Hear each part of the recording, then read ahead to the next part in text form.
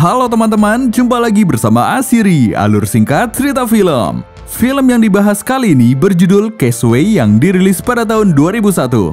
Film ini menceritakan perjuangan seorang karyawan perusahaan ekspedisi yang terdampar seorang diri di pulau tak berpenghuni selama 4 tahun setelah dia mengalami kecelakaan pesawat. Seperti apakah kisahnya? Daripada membuat kalian semakin penasaran, langsung saja ke alur ceritanya.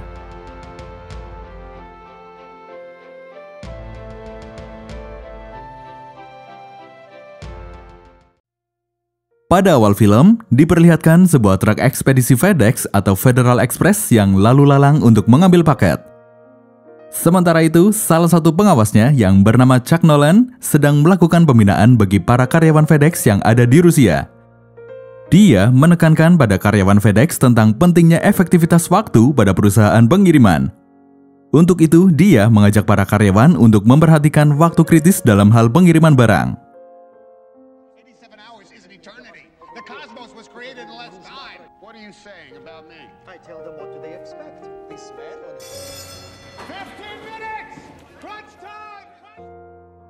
Selanjutnya, Chuck juga memiliki pacar bernama Kelly. Mereka telah berencana untuk menikah, namun karena jadwal Chuck yang padat, yaitu mengurusi paket di berbagai negara, maka pernikahan mereka pun harus ditunda. Kemudian pada saat makan malam bersama keluarga, Chuck tiba-tiba mendapatkan perintah untuk mengurusi paket ke Malaysia sehingga dia dan Kelly harus berpisah kembali. Tapi Chuck berjanji jika pada malam tahun baru nanti, dia akan menemani Kelly. Sebelum Chuck pergi ke Malaysia, Kelly memberikan sebuah kado Natal berupa jam yang di dalamnya ada foto Kelly. Chuck pun menamai jam itu dengan nama jam Kelly. Sedangkan Chuck juga memberikan hadiah untuk Kelly, tapi hanya Chuck yang tahu apa hadiah itu.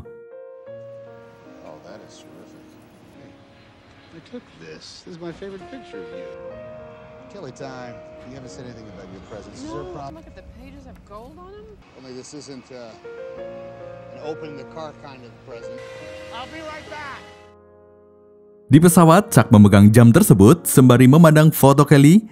Tak lama kemudian, pilot mengatakan jika di depan ada badai. Jadi mereka berencana membelokkan pesawat untuk menghindari badai tersebut. Lalu saat Chuck sedang cuci muka, tiba-tiba pesawat mengalami turbulensi hebat akibat badai tersebut. Para kru pesawat langsung memberikan Chuck oksigen dan pelampung, serta meminta Chuck untuk memakai sabuk pengaman karena mereka akan melakukan pendaratan darurat di Laut Pasifik. Tapi Chuck baru sadar jika jam Kelly terjatuh di lantai. Maka dia melepas sabuk pengaman untuk mengambil jam tersebut. Namun pesawat kembali mengalami turbulensi sebelum Chuck memakai sabuk pengaman sehingga Chuck dan beberapa kru terpental. Tak hanya itu, pesawat juga akhirnya jatuh ke Lautan Pasifik.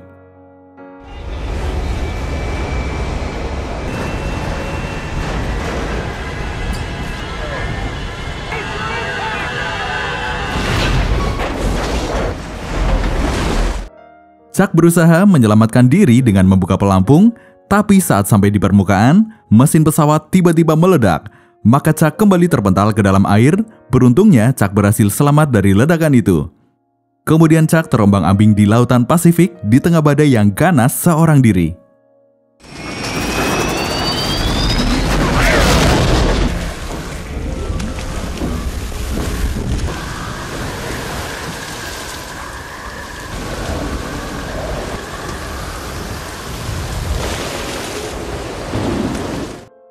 Pada pagi harinya, Chuck terdampar di pulau yang tidak berpenghuni bersama beberapa paket FedEx yang seharusnya dikirimkan. Selanjutnya, Chuck berusaha berteriak untuk meminta bantuan, tapi tak ada respon karena pulau itu memang tak berpenghuni. Setelah itu, Chuck membuat tulisan help yang cukup besar di pasir agar terlihat dari atas.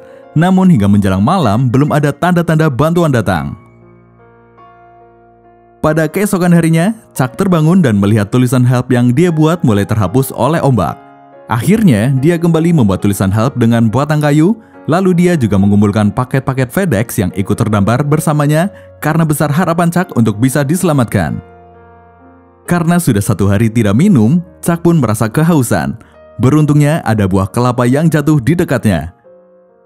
Setelah itu, dia berusaha membuka buah kelapa itu dengan cara dihantamkan ke batu karena tak ada pisau atau sejenisnya. Tak lama kemudian, batu yang dihantamkan ke kelapa pun pecah. Pecahan batu itu ada yang membentuk benda tajam sehingga bisa digunakan untuk melubangi kelapa dan akhirnya Chuck bisa minum untuk mengurangi rasa haus.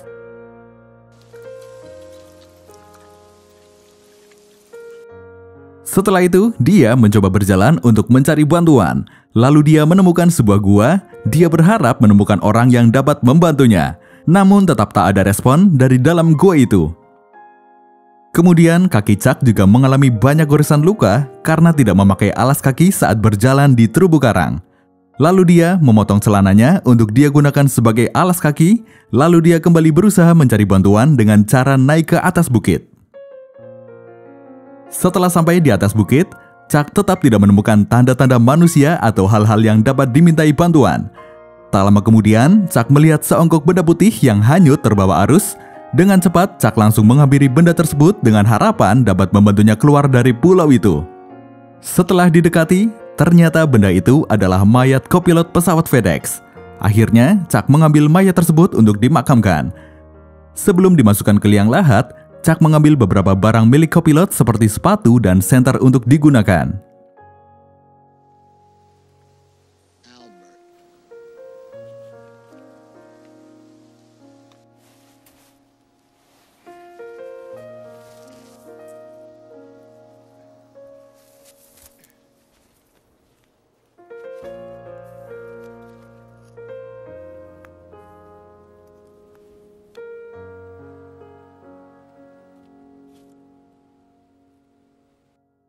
Pada malam harinya, Chuck kembali melewati malam di pulau itu. Dia terus memandangi foto Kelly. Pagi harinya, Chuck berusaha bertahan hidup dengan cara meminum air yang ada di daun. Kemudian, Chuck yang mulai merasa lapar mencoba mencari ikan. Namun, itu bukanlah hal yang mudah. Kemudian, pada malam hari berikutnya, Chuck melihat tanda-tanda kapal yang melintas. Dia berusaha mengirim sinyal SOS secara manual, namun itu tidak berhasil. Lalu, pada pagi harinya, karena Chuck sudah tidak tahan menunggu bantuan datang, maka dia memutuskan mengarungi lautan dengan pelampung yang ada. Tapi, di tengah laut, dia diterjang ombak dan tenggelam. Chuck berusaha menyelamatkan diri dengan cara berenang, tapi naas, kakinya tertusuk terumbu karang yang menyebabkan Chuck terluka cukup parah. Akhirnya, Chuck memutuskan untuk kembali ke pulau.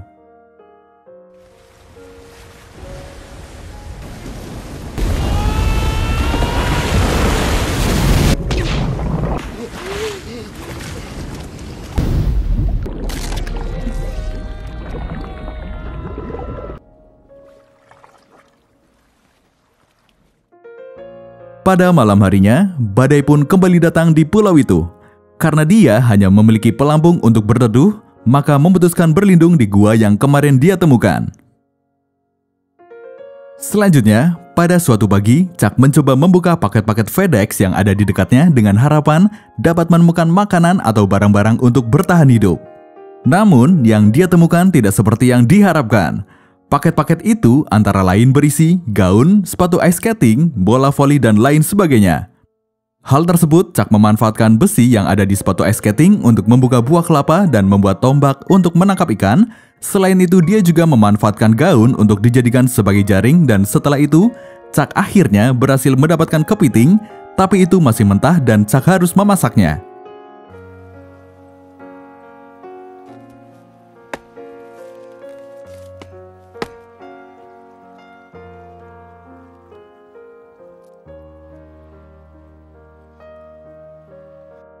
Selanjutnya, Chuck berusaha membuat api dengan cara menggesekkan 2 batang kayu, tapi sudah berhari-hari belum berhasil dan bukan api yang menyala, tapi malah tangan Chuck yang terluka. Hal itu membuat Chuck marah, lalu melemparkan bola voli bermerek Wilson yang ada di sampingnya. Chuck lalu meratapi nasibnya yang penuh kemalangan dan luka-luka di sekujur tubuhnya. Kemudian, dia tak sengaja melihat bola voli yang tadi dilemparkan memiliki corak berbentuk jari tangan yang berasal dari darah di tangannya. Kemudian, Chuck memperjelas corak itu dengan menambahi gambar mata dan mulut, serta bola itu dia beri nama Wilson. Chuck yang merasa kesepian selanjutnya mengajak bola itu sebagai teman berbicara sembari berusaha menyalakan api. Setelah mengalami proses yang susah payah, akhirnya Chuck berhasil menyalakan api. Chuck begitu bahagia karena bisa menyalakan api sendiri serta dapat memasak kepiting yang dia dapatkan.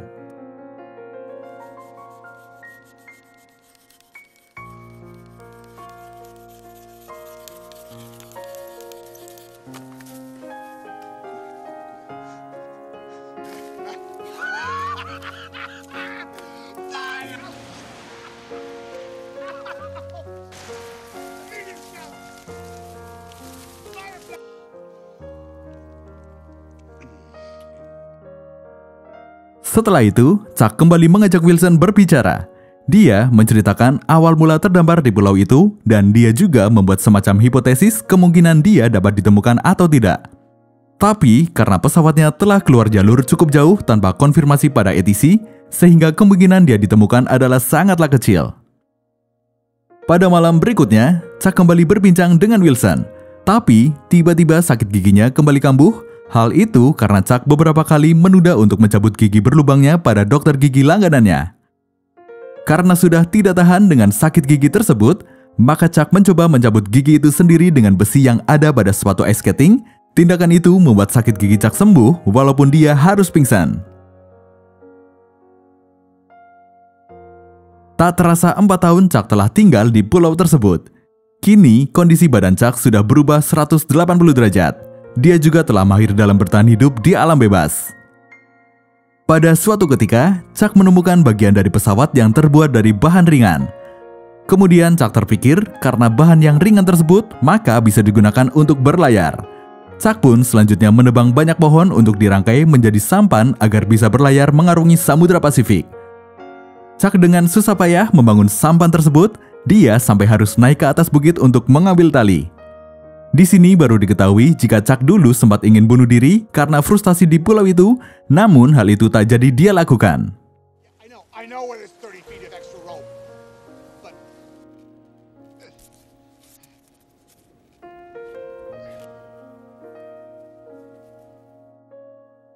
Pada malam harinya, seperti biasa, Chuck mengobrol dengan Wilson mengenai rencana Chuck untuk pergi meninggalkan pulau itu. Namun, entah mengapa, Chuck tiba-tiba emosi dengan menendang Wilson.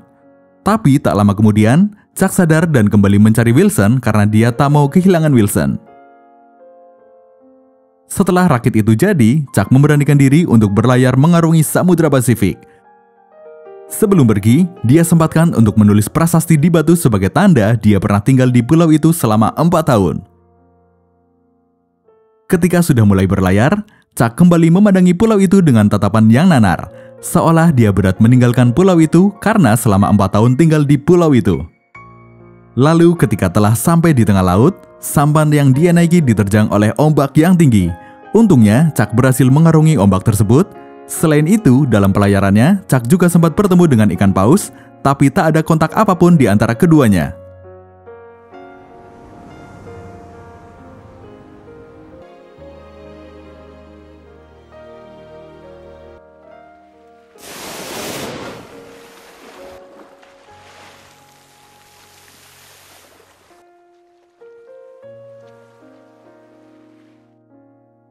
Namun demikian, hambatan yang dialami Chuck belum selesai.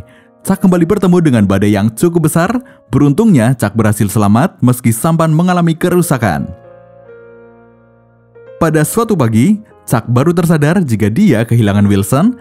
Chuck sangat sedih karena Wilson sudah dianggap seperti sahabatnya sendiri. Wilsonlah yang selalu setia menemani selama Chuck terdampar di pulau. Berhari-hari, Chuck berlayar sendirian di samudra. Harapan hidupnya juga mulai menipis, namun tiba-tiba ada kapal besar berada di dekatnya.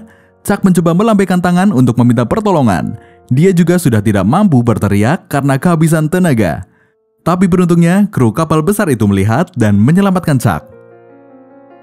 Kabar mengenai Chuck ditemukan diberitahukan pada Kelly yang membuatnya syok dan pingsan. 4 minggu pun berlalu. Chuck kemudian dibawa ke bandar FedEx dengan pesawat pribadi. Di tengah perjalanan, salah seorang temannya mengatakan jika orang-orang dekatnya mengira Chuck telah mati, mereka juga telah mengadakan upacara pemakaman untuk Chuck. Sesampainya di bandara FedEx, Chuck merasa heran mengapa bukan Kelly yang menyambutnya, tetapi dokter gigi langganannya. Di sini dokter gigi tersebut mencoba memberikan pengertian pada Chuck jika Kelly sudah menjadi istrinya.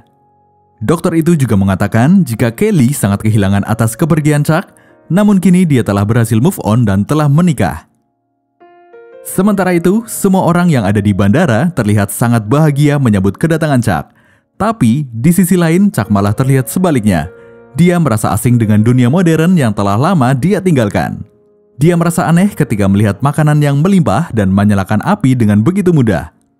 Selain itu, Chuck juga lebih suka tidur di lantai daripada di kasur sambil memandangi foto Kelly sama seperti ketika di pulau, walaupun Kelly sekarang sudah menjadi milik orang.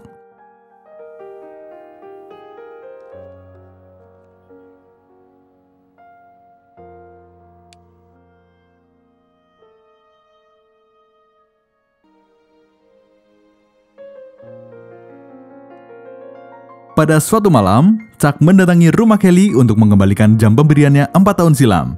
Kelly sangat kaget mengetahui Chuck yang masih menyimpan jam itu.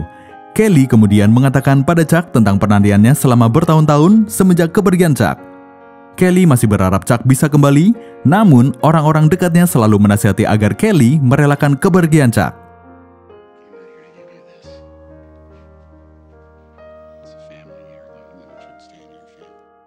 Setelah itu, Kelly mengajak Chuck ke garasi untuk mengenang mobil yang selalu menemani saat mereka pacaran. Lalu Kelly meminta Chuck untuk membawa mobil tersebut. Kemudian Chuck pun pergi dan Kelly menatap Chuck dengan penuh kesedihan. Tak lama kemudian, Kelly memanggil dan mengejar Chuck. Di tengah guyuran hujan, Kelly memeluk Chuck walaupun dia sekarang sudah menjadi istri orang. Di sini dapat terlihat bahwa Chuck dan Kelly masih saling mencintai.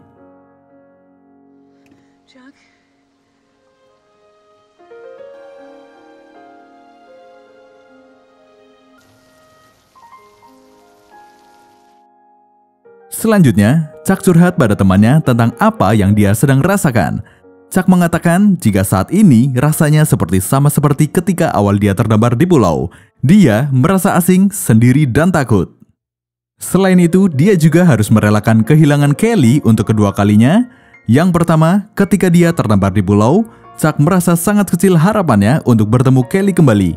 Dan yang kedua, setelah dia kembali, dia harus menerima kenyataan jika Kelly telah menikah dengan orang lain. Padahal yang menjadi penyemangat dia untuk bertahan hidup adalah Kelly. Setelah itu, Chuck pun sadar dan tetap bersyukur kepada Tuhan karena telah diberi kehidupan sampai dengan saat ini setelah mengalami hal yang sangat besar serta harus kehilangan kehidupannya pada masa lalu. Seperti itulah kisah perjuangan seorang karyawan perusahaan ekspedisi yang terdampar seorang diri di pulau tak berpenghuni selama 4 tahun setelah dia mengalami kecelakaan pesawat. Terima kasih dan sampai jumpa di alur cerita selanjutnya.